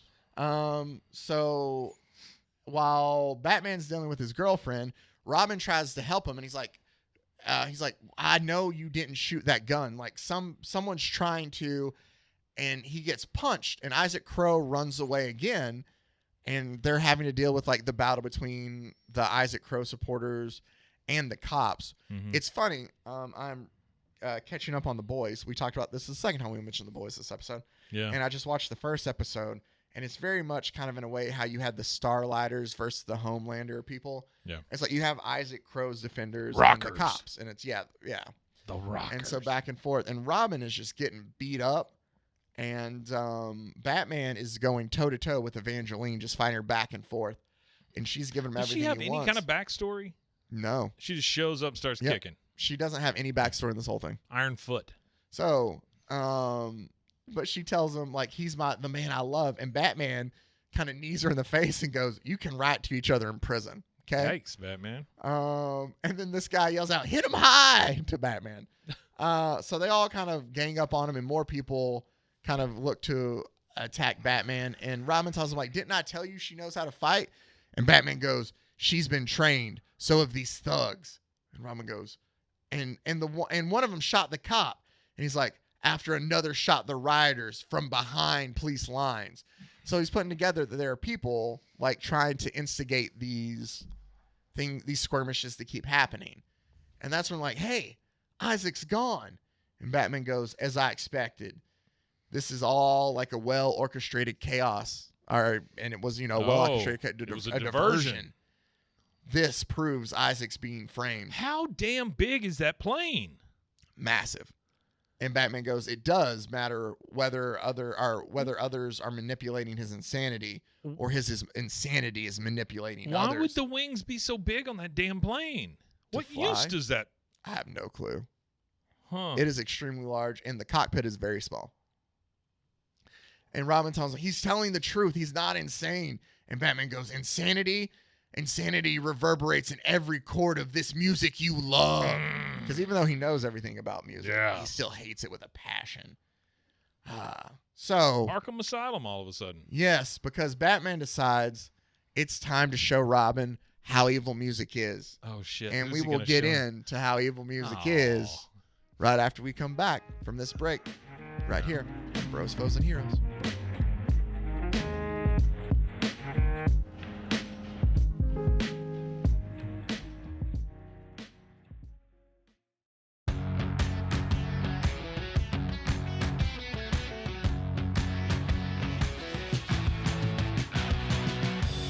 And welcome back to Bros, Foes, and Heroes as we continue to wrap up this bad Batman adventure of Batman Fortunate Son. Yeah, this one's rough. So he has decided to, I told you he was going to teach Robin all the evils of music by taking him to Arkham Asylum. He says he's going to show him how bad rock and roll is. Yeah, because at Arkham Asylum. At Arkham Asylum. I'm trying to figure out in my head like who it's going to be. Okay, you think it's going to be a specific villain, right? That's what I thought, yeah. No, Mike, it's just like our actual villain. Well, okay, he does take him through a corridor at first of just like people dressed like impersonators. Yeah. I don't know who any of these. Well, they're all Elvis impersonators, right? But they're all nuts. Is that guy supposed to be an Elvis impersonator? Yeah, like early Elvis, I guess. Okay, so they're gold all suit, yeah. It just looks like it's just just people that might be a little. The bat on Batman's chest is very big. Too. He's he almost looks like Adam West. He's weird. He's like out of proportion every time you see him. That's true. He's not drawn the same in any of these. And panels. Robin's lips are far too large. Hold on, his ears got longer, dude. They kind of look like shark fins. Like, well, maybe like when he has an idea, they get a little longer or something. Or maybe. Maybe he gets a little turned on. Yeah, and he's like, fighting crime, baby. Fighting crime. Oh my God! Look how big they are now. Told you, dude. I'm telling you, fighting crime. He looks like the rabbit, not the bat. He goes from 6 to midnight. So that is rough. As he's there, it is. No, what he does is he takes him to. Oh, look at that guy. He finally tells the story of you remember that one, the guy with the studded jacket that we keep seeing? Yeah. So he tells the story that, before I became the Batman, I was out wandering alone and without purpose through a foreign city. I can't do it the whole thing. I'm going to go hoarse. But he's like, I heard the scream of rage and anguish, and I rushed to stop the crime that I thought it was. But the scream and the crime were music. Like, what hell is that? I've listened to a lot of punk music, Mike. I've never once been like, man, this No Effect sure sounds like a crime's being committed instead of music. Yeah. So we find out that there's a bass player that he becomes very fascinated with. He doesn't go into it the way that the comic writes it. Yeah. I get it says, where's this at? Oh, the bass player, talentless, brainless, but powerful in his madness, fixed on me like a predator. All of that is very subjective, Batman. This is Bruce himself being like, that's what he picked me out of the room. He was into me. He's judging this guy like based on his looks and what he does. He's brainless and talentless. Like a beast. Beast is a big thing for this Batman. Yeah. And he's like, my wealth, education. I'm telling you, this is all like a Bible thing. It is. It's all Bible-based is what it is. Well, for Batman. Like, Batman's dealing with some repressed, religious trauma. Yeah. And he's like, my wealth, education, self-control spoke to something in his injured soul. What? He simply would not let me go. And look at that look. To me, I thought that we were going to be like, this is going to be like progressive. Yeah. Yeah. And I was like, we're about to be progressive. All right. Yeah. Batman hat. No. I guess he was just like obsessed with the music. I don't know. Because it just says. But Bruce Wayne kind of looks like Hitler there. Look at him.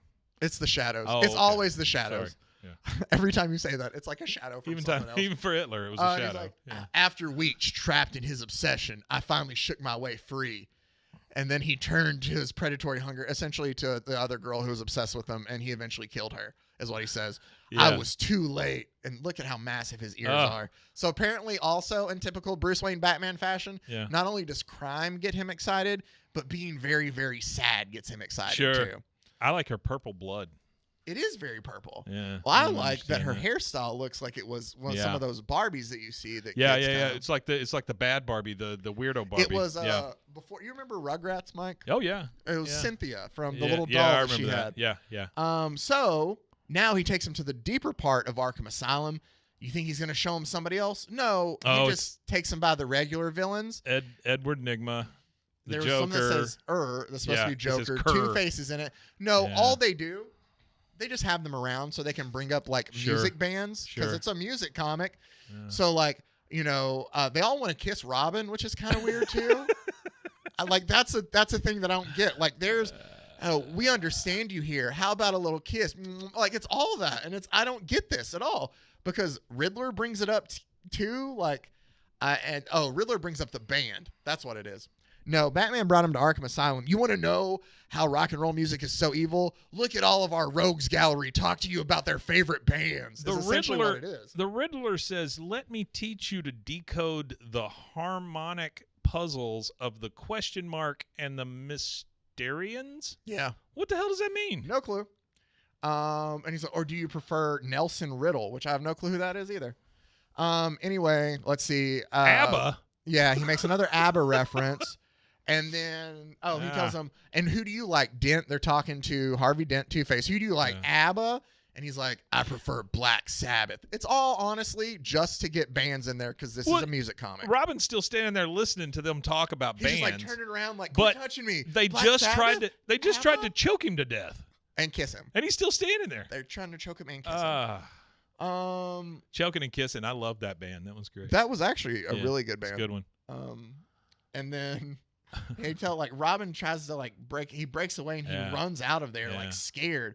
Got to get out of here.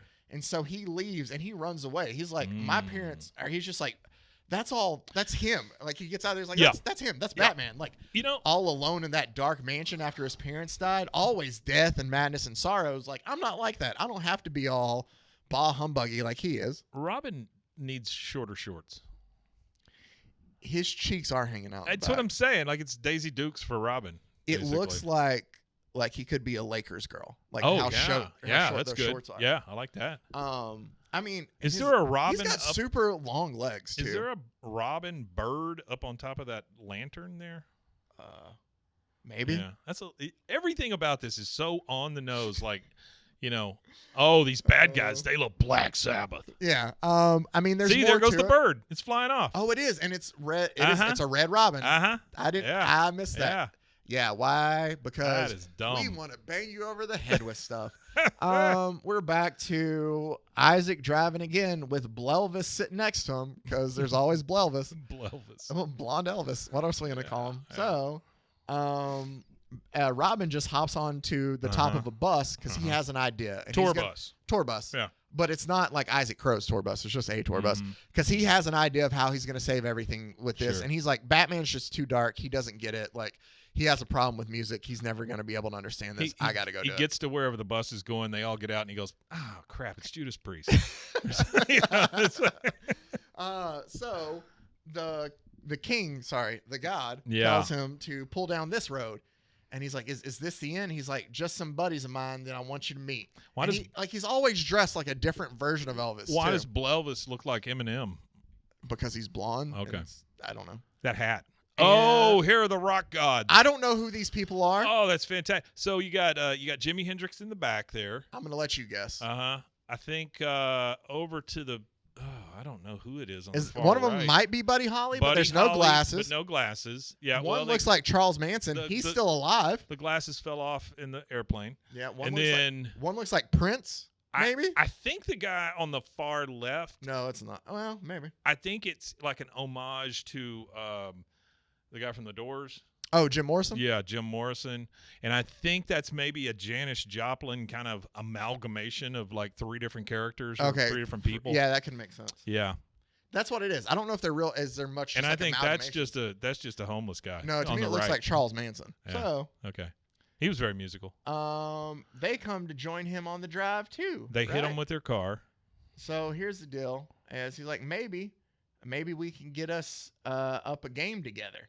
What? He's like, all right. So we go back to Arkham Asylum. Oh, I hate that Joker. I do too. And he's like, what's the Batman lost? His inner boy wonder? They're just sitting here like teasing him, like how he kind of, all he has is control. And he, he's so boring. It makes no sense. They don't ever make I don't know fun of what his this ears. Is for. No, they should. Look at those things. It's just They're low-hanging massive. fruit right there, yeah. Look at that. Those aren't ears. No. What the hell are those? No, you know what those are. I'm skipping past all that because none of it's good. Yeah. It's just, them telling him of like, let me go, rock and roller. Yeah. Yeah. I wanted Robin to see just how ugly because music is. That's what Batman does all the time. He'll grab Joker by the neck. He does because Isaac Crow is giving crime a pretty face, and I needed to show him how ugly it was. Because Batman is the one-man gang of making sure you know the evils of rock and roll. Oh, absolutely. Yeah. So Robin, we find out, was riding to go catch Evangeline. Okay. The all-star bass player girlfriend.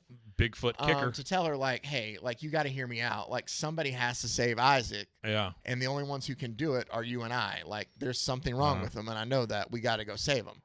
We cut back to Roy Lazarus, who's, like, trying to talk to Evangeline. He's like who was Elvis's manager? The Colonel. The Colonel. Yeah. Yep. Yeah. So, we see that Evangeline's on the phone there. And so we see that she's talking to... She can't kick him because she's got the phone in her hand. Yeah. She can't It's a perfect time to talk to her. We find out that, like, Evangeline, so she's talking to Lazarus on the other line. He's like, oh, don't lose your nerve on me now, sweetheart. And so she's a double agent, basically. She is. In Weirdo Songman's life. And the manager has been the bad guy the whole time. Yeah. It's very, what we thought was going to happen in the world of rock and roll. All the reporters have, like, gathered at his place here to meet with him.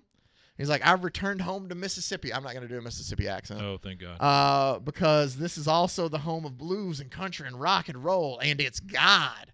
Talking about Elvis. And the Furby. And, yeah, the Floby, like the haircut thing? Sure. Or you talking that about too. Oh. Yeah, Tupelo, Mississippi, they made everything. I bet. That's where it all came from. It's Shout out to everybody in Tupelo. It's the cradle of retail. While Isaac is out driving with all these different people in the car with him. Why is Jimi Hendrix saying, Mama, I just killed a man? They're singing nonsense lyrics. That's a Queen. Like, that's the thing. It's 6 people in here.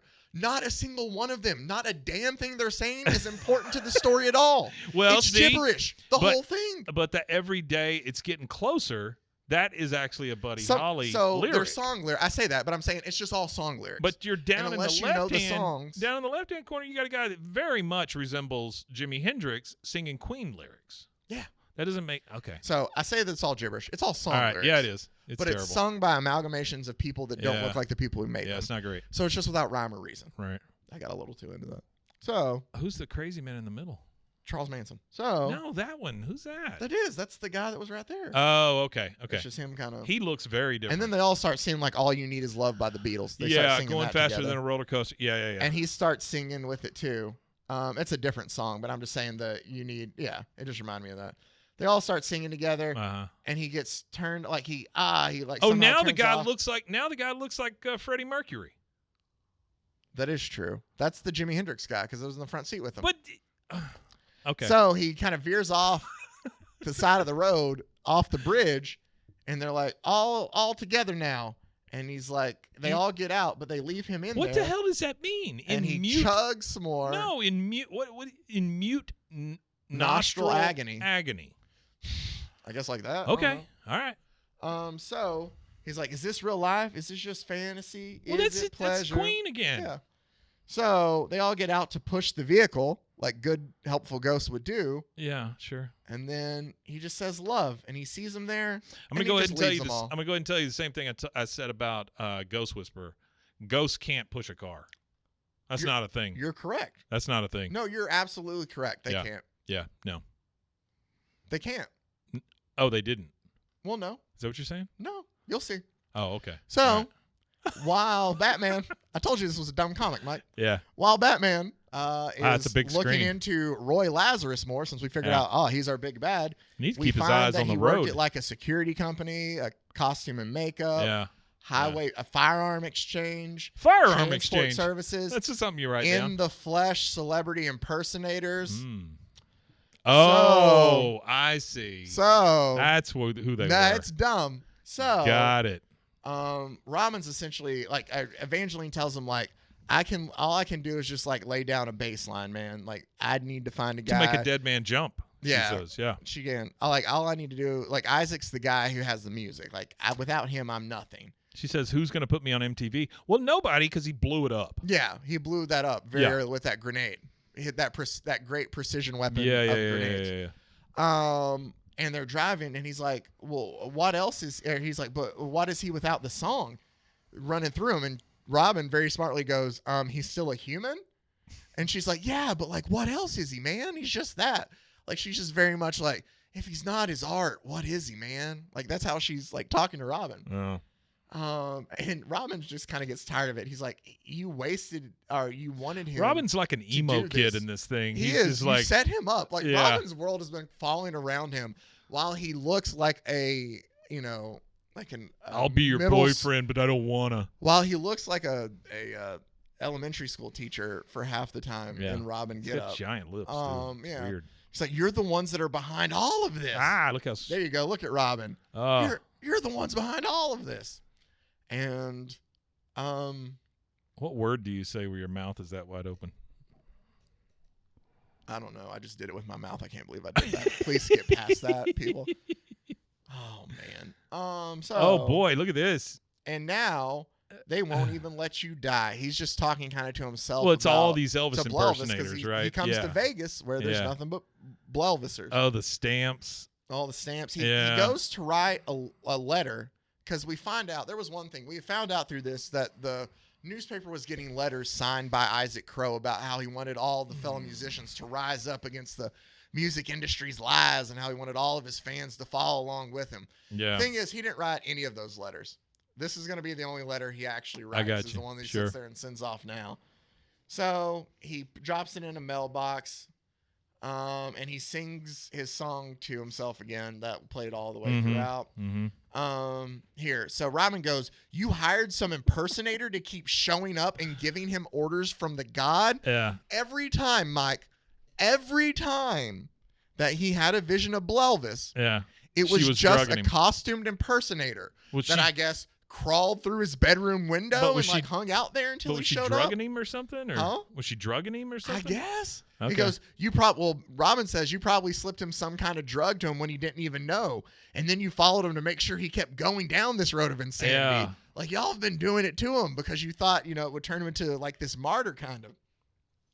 And she says, like, it's not about me. I wanted to see him free, riding like a legend, because it's all about the art, man. It is all about the art, man. Soul of his. Yep.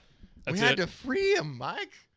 And she's like, so I went along with it as long as I could. There wasn't another way. To quote somebody, I don't know who it was, free your mind and your body will follow. So free your mind and the rest will. It's Belvive DeVoe. Is it? I think so. I don't know. Maybe not. That's my guess. In Vogue. Oh, it's in Vogue. Thank you. Says Television's Pete Sousa. Podcast Pete Sousa. Sorry, Pete. It wasn't okay. I was In Vogue is better. I was kind of that's 90s still. Anyway, they show back up at all the reporters. I'm trying to think what they're trying to do. Oh, there's news reports about they're all trying to hunt down what Isaac. They're trying to do. I don't care. I'm gonna get here to the precipice, the final part of our comic. Thank God. Right? So the cops are waiting, like they've seen Isaac driving through Vegas. That's a buttload of cops. So they know he's got to stop at some point in time. We'll create a roadblock to get him there. So that's what they've done. All of his fans are kind of up there above the highway. They want to see Isaac, like they're all there for him. They're like, no, you got to let him be free. One of the guys, because remember, Roy Lazarus hires nothing but celebrity impersonators as thugs now. Yeah. Looks like the guy that Bruce Wayne. Looks like the guy from Bruce Wayne's Nightmares or whatever. This will be maybe the second dumbest thing. He's the guy that Batman wanted to kiss. Yes. Right. And he's like, all right, Isaac has entered the building. Like he's talking to Lazarus. The downed plane. Look at that. Somebody crashed a plane. Hold on. Yeah, because it's like Buddy Holly and all those guys. Yeah. So, still trying to this. Where was that? It's them trying to I don't board care. it. It's awful. Who's on there? I don't know any of those people. Well, anyway, yeah, it is a shot of the plane. Anyway. Yeah, that's awful. But the rocker that Bruce hates. Look at Batman. He's sitting there and he's telling him like, oh, he's there. Oh, we got company. We got to start improvising. You got those big ass wings. Batman shows up ready to start, and they notice that other people that are there, just posing to be fans and stuff, are obviously armed and have weapons. Yeah, they're going to shoot at Batman. They're going to shoot Isaac. And so well, they were going to shoot Batman too. He was up in the air and Isaac, pointing the gun at Batman. So that's the thing. He's going to shoot Isaac. He's going to shoot Batman. Oh. And everybody's Robin goes, I can't save them both. And then so Evangeline tells him, so pick your hero. And Robin jumps. Has Robin ever saved anybody? He just saved Batman. Okay.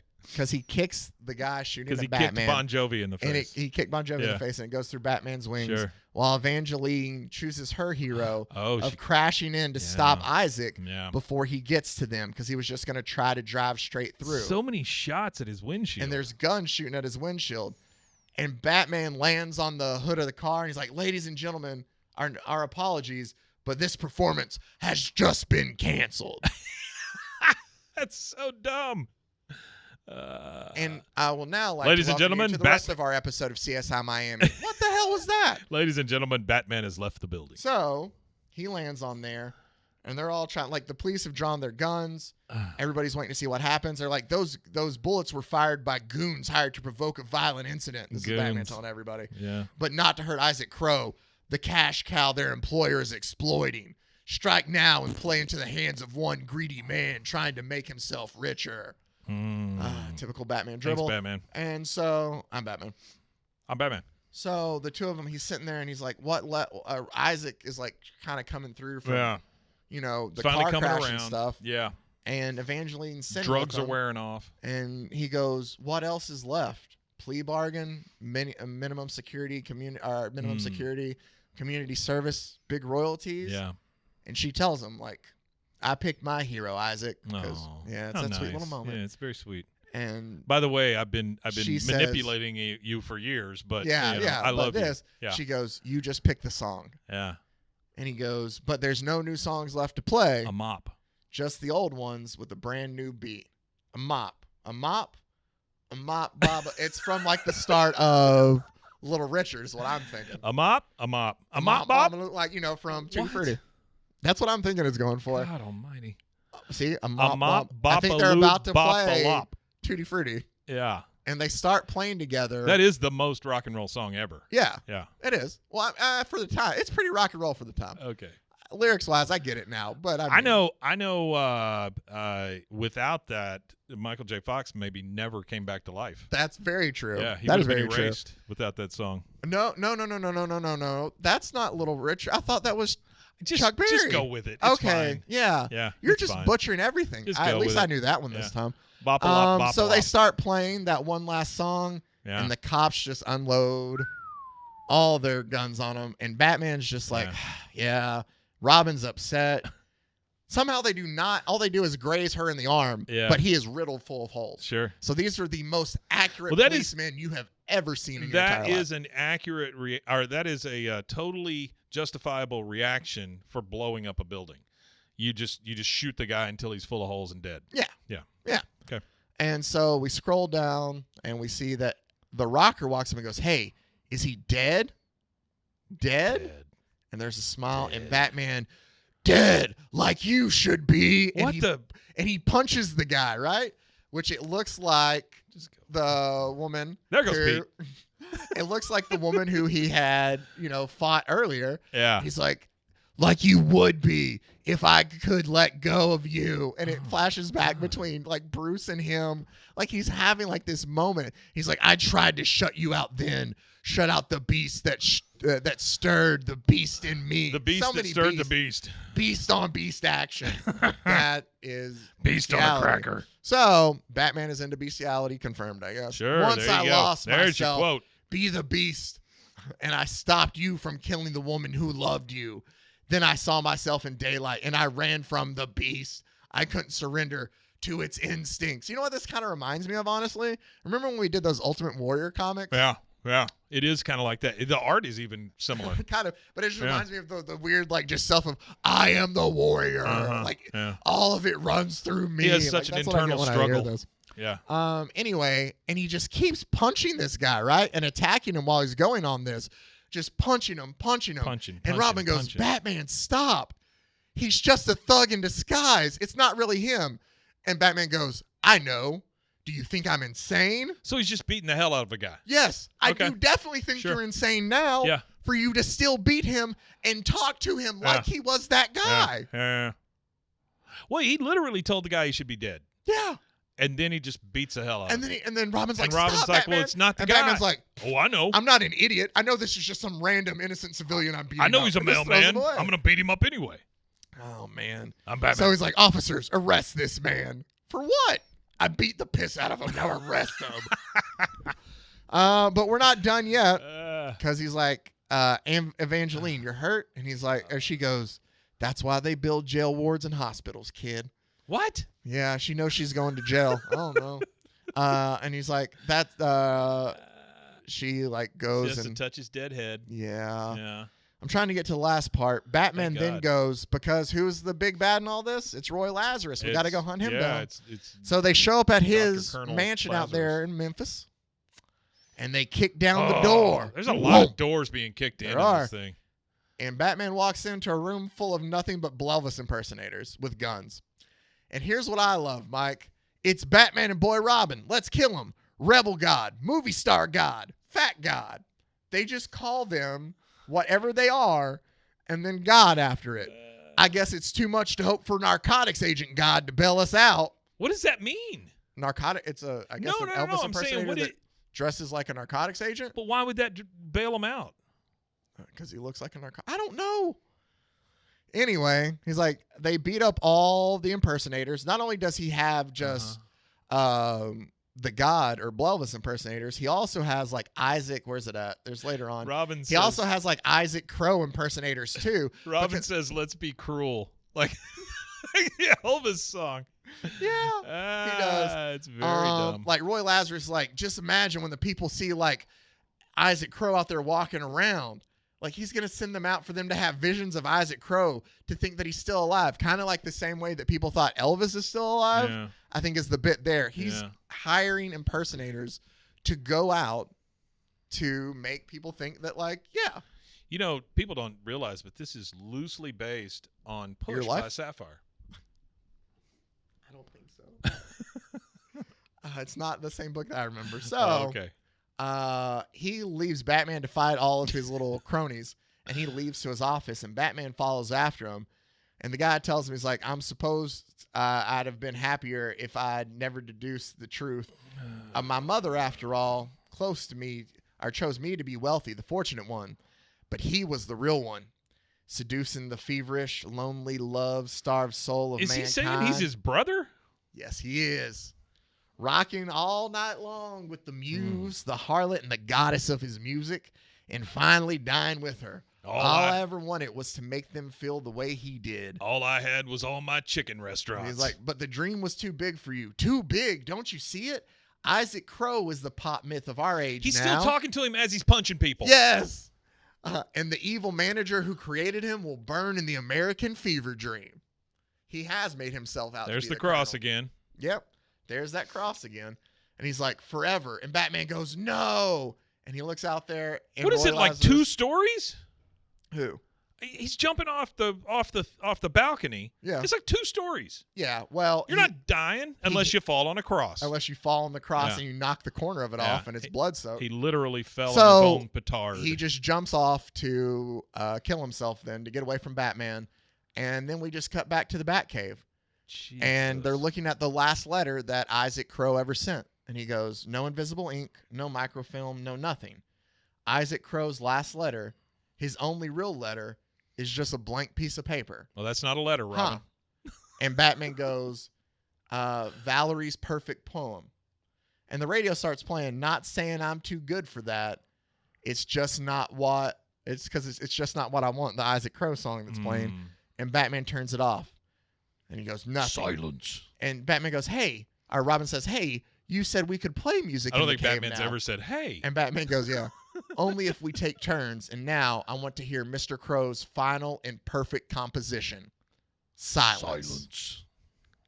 And the two of them just go back to working. And Robin pushes But a Robin button. starts tapping on the side, starts making noise with the files with his feet. Singing along. Tapping his feet, and he just starts singing to himself. And Batman just looks over there at him while he's singing, and then just goes back to working. Jesus. And that's the end. That Batman. Okay. Fortunate son. So that is that's maybe the worst thing we've ever read. We have had some bad things, and we make fun of them and all that kind of stuff, and it's great. But this was supposed to be a serious thing. Yeah. It is awful. It was. That is awful. Yeah, and again, I didn't go into. This was a long episode. We're probably gonna be at an hour 15 at least, maybe a little longer. Yeah. If I got into all the dialogue, like no, you couldn't have. Yeah. No, So, that's a 3-hour show. Yeah. No, so I'm not gonna do that. No. I did make sure since we were on TV to wear my Rob Bat Bat and Bat shirt. Yeah, Rob Bat Bat and Bat. It's a Daily Planet, another podcast reference. But I always love the it's very nice jokes about that. I made it myself. You can tell. Though. Did you? Yeah. Well, I mean, not myself, but like, I bought the shirt and we printed out the like. You printed the thing out and ironed it on? With help, yeah. Wow. So yeah. What a project. It's kind of like, I don't know why I did that. Kind of like when my grandma made me that puffy paint shirt with "Achy Breaky Heart" lyrics on it. My great grandmother used to make clothes for me, and that was a really dark time in my life. How did you wear them though? I had to. Was it just shirts or? I was a little kid. No, pants, like shirts, the whole thing. Yeah. Huh. So there you go. Batman, Fortunate Son is what we got this week. I can tell you coming up next week. God, that was awful. Yeah. Oof. Coming up next week, we're gonna do better. Okay. Because I am taking us back for another Deadpool story, except nice. This time he's not killing any universes. We're going to focus on two things. I have a Deadpool story that I absolutely love. It's just one single issue. Okay. It's not that long, and I think it is a really good issue. Cool. And I just want to bring it up because I think it's a really good look at Deadpool that we never get to see. And I just really love the comic, and we know that, I will probably get a little bit emotional with it because I can't help it. Okay. But really good. Secondly, then we will do another Deadpool 2. We're going to do two Deadpool stories to make one. Ooh. It is an annual Double Deadpool number 11, which is where that Joe Kelly did, and I do love Joe Kelly. If you'll go back a couple of issues, we covered his Action Comic 775, which is What's So Funny about truth, justice, and the American I remember way, that. Yeah, that which was is good. a really good Superman story. Yeah, it was good. But his Deadpool story here is about Deadpool and Blind Owl getting lost back in time in the original 1962 Spider-Man comic book world. Oh yeah. And so we'll cover that too. It's a really funny one. So we're going to look at some good Deadpool Kelly next didn't week have anything too. to do with this nonsense though. Right? No, we are moving past that. We got Deadpool next week. Okay. So you can look forward to that. God. As always, we want to take the time out to thank you guys for listening, or in this case, watching now this week. Very much so. Thank you for that. Make sure to check out the Rogue Media Network family of podcasts. RogueMediaNetwork.com. And until next time, stay safe, everybody. Hey, looky here. Golly Khan. If you don't get that, it's from Black Condor. It's our very first. Yeah, there's a lot of Golly Khan. Frozen heroes. Gonna tell you about frozen heroes. Gonna tell you about. This has been a Rogue Media Network production.